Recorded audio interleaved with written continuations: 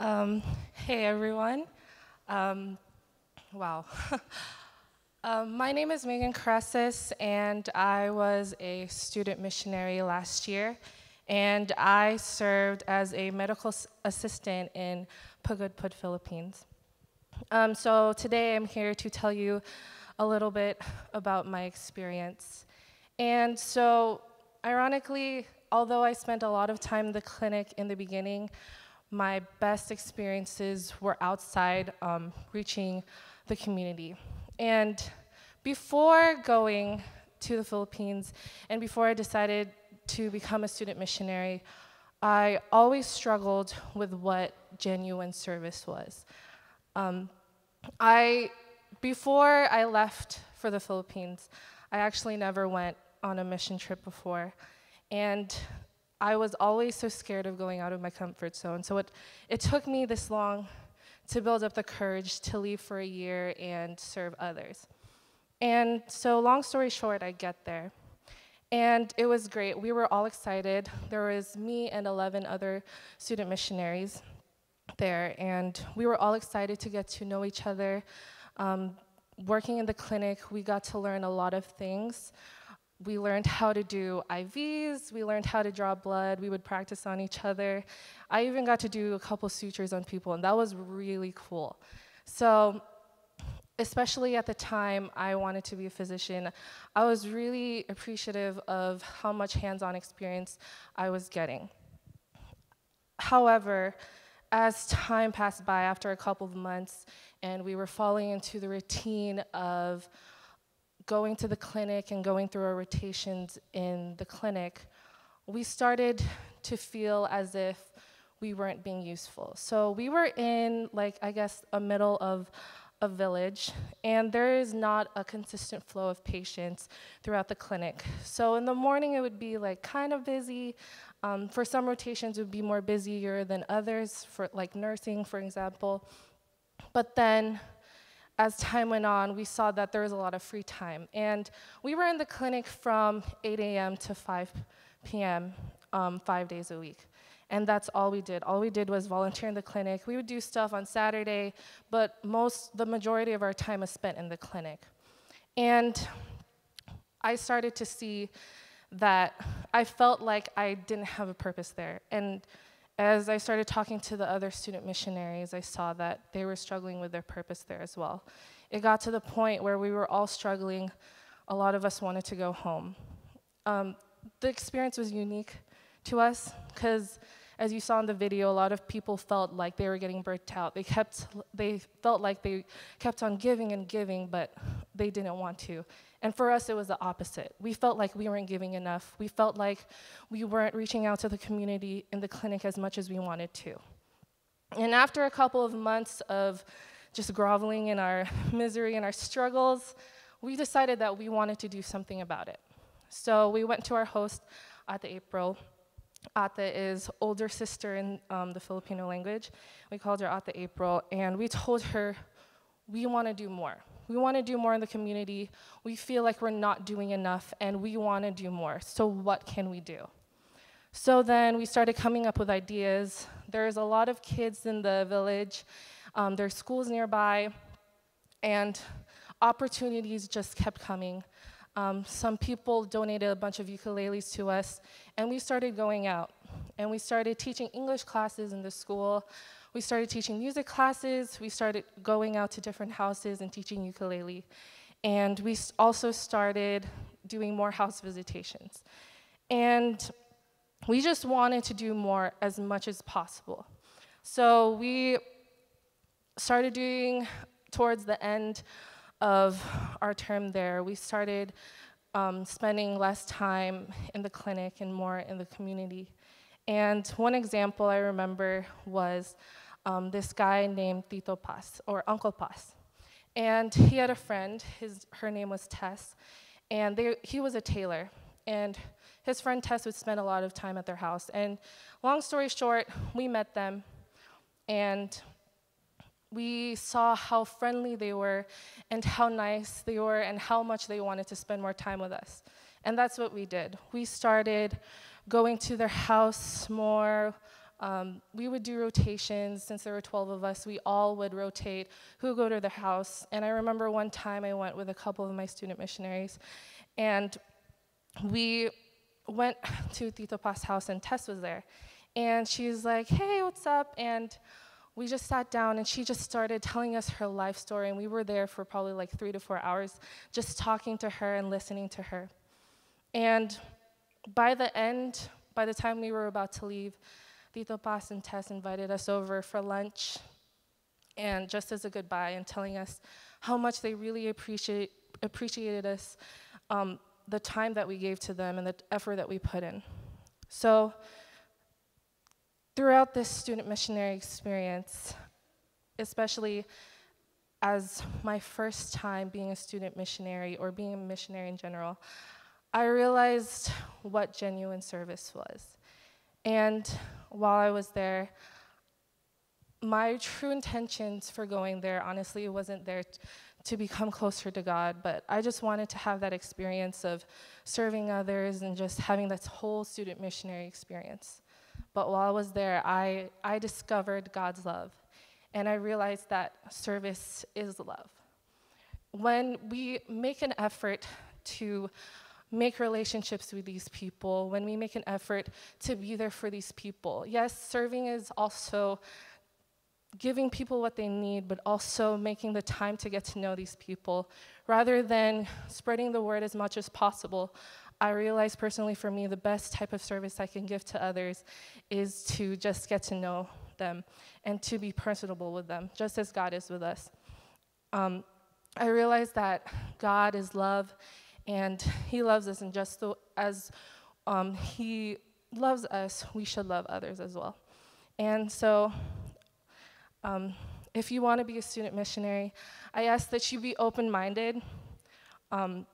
You may want to go there as a teacher or as a medical assistant or whatever, but God has so much in store for you, and you could step out of the box and do so much for the community if you put an effort to it.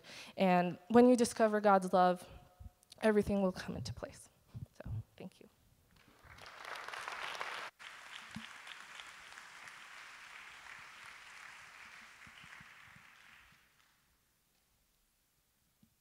Hi, my name is Jacqueline Martinez. I served in Asia as an English teacher. So it was my first year teaching, and each day in class, I would have a quote on the board. And it would be a quote from Proverbs. And I would put it there, and each day I got to see my students think about it. Take time to think, what do these words mean? And I taught listening, speaking, reading, and writing. And so for the first half of the term, they were able to just speak about it. Read it out loud so they can speak and then listen. And we were able to go that way. And then when the reading and writing time came, then I would have them write it. And they would read and write. So it was just the best way to learn something is starting from the basics.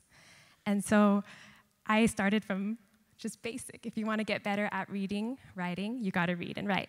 If you want to get better at listening and speaking, you got to listen and speak. And so I, as a teacher, saw where they're supposed to be. I taught advanced English. And I saw where they actually were. And they were far from the level that they were supposed to be. And I feel like that's kind of how we are in our life. We have a place where we want to be, but reality shows where we actually are. And sometimes we're not there where we want to be. And it's like, how do we get there? And it takes every day. And so every day, I couldn't speak the name of God. I couldn't speak the name of Jesus. But I was like, Lord, how do I demonstrate your love? How do I pour in to my students who I came here for and who I prayed for before I even stepped foot in the country? And I was like, Lord, please be with me. And he was. And he had my church family, my friends, everyone praying. And so I didn't go alone. I went with the support of those praying for me. And I went with the support of my department, and my family unanimously said yes. And I raised the money in 2 weeks to go. And I was afraid of how do I speak about this? How do I do this? But the Lord made a way. And when we think about what the Lord can do, he can do it all. When we think about what we can do, we can make a mess, an easy mess out of everything and anything. So just seeing how God is faithful, and he brings people alongside you. As you're there, as you're serving, he brings people. And there was one day in class where I had given them everything I could. Every day we reviewed, and it was just before their tests, and then I gave them assignment, and then I kind of just ran away out of my class, and I sat on the step, and I started crying. And my co-teacher, she happens to have to use the restroom at that time. She comes, and she's like, "Jackie, why are you crying?" I was like, "I gave my students everything, but they gave me this confused look, and I don't know what else to do. And I don't know if what I've been actually doing has been helpful for them, but I've been asking God, like, can you please help me? Help me." And then she says, "Jackie, why did you leave your class?" I said, "Because I don't want them to see me like this." She says, "But what if that's what they need?" I was, "What do you mean?" And she said, "What if they need to see you break down, that you're not strong all the time, that you don't have it all together all the time? And what if that is what they need to see, so they can see, hey, I'm not going to have to stay there. Like, I will be able to go on." And so I was like, okay. So I go back into my class, and I go up, and then I start crying in front of my students, and all their faces like, "Oh my goodness, what's wrong?" And I was like, "I'm sorry, guys. Like, I'm sorry you had to see this, but like, there's a lot of things going on. Things back home. There's this concern of my heart. There's my housemate's student's father is about to pass away, and there's just too many things. And I miss my family." And I said, "I'm sorry." And they said, "Teacher, it's gonna be okay. Teacher, you're gonna get through it. Teacher, don't worry." I started crying tears of joy because they saw me, everything that I had ever poured into them. The way I thought to be, like, the way I like to be encouraged is what I gave to them, because that's all I know. And they poured back into me when I needed it the most, when I was down, when I was not sure what's going to come next. And that was just showing God's grace. God knows where you're at, but he doesn't want you to stay there. He wants to build you up. He knows where you're supposed to be, but where you actually are. He knows that things get overwhelming and stressful, but you don't have to do it alone. And the very people who I went to go ministered to me that day. And I cannot tell you what a joy that is for my heart. And we serve a God who answers prayers. We serve a God who sees you. And 2 years ago, I had seen a student missionary up here, and I was like, I was in the crowd at the sea of people. And I was like, oh, I wish I could be there, like her one day. God even answered that silent prayer that I whispered in my heart 2 years ago. And I believe that he can answer your prayers too.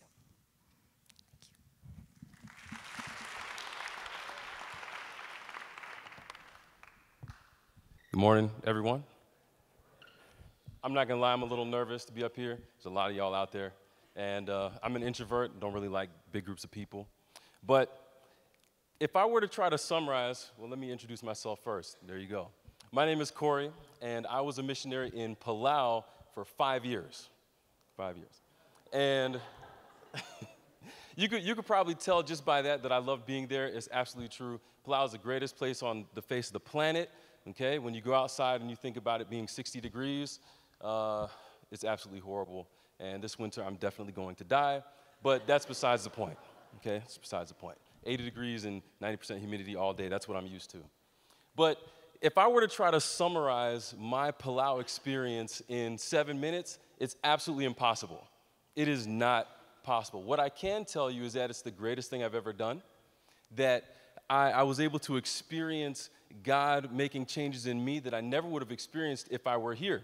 And I was sitting down and just looking at this sign that says, World Changers Made Here. That's like our motto, one of our things here at Andrews this year.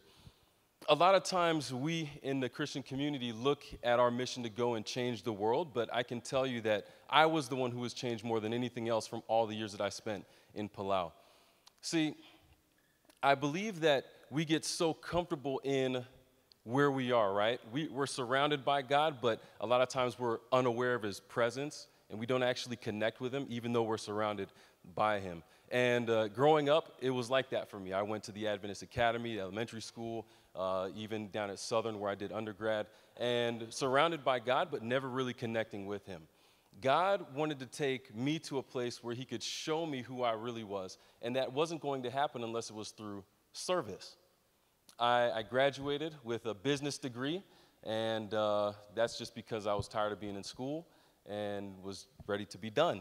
So I had no plans to do anything with the business degree, didn't have any plan or idea of what I was going to do after graduating, so I decided to go to Palau. And being there, God showed me so many different things, just the people and the culture and embracing something that's so much different than you. Yeah, it's a little bit scary and nerve-wracking at first, but you learn to love them and you learn to embrace them. And just the way it's such a family environment, it's so hard for me to just put it into a few words in the limited time that we have here. But what I can tell you is that I felt more at home over there in Palau than I have in the States.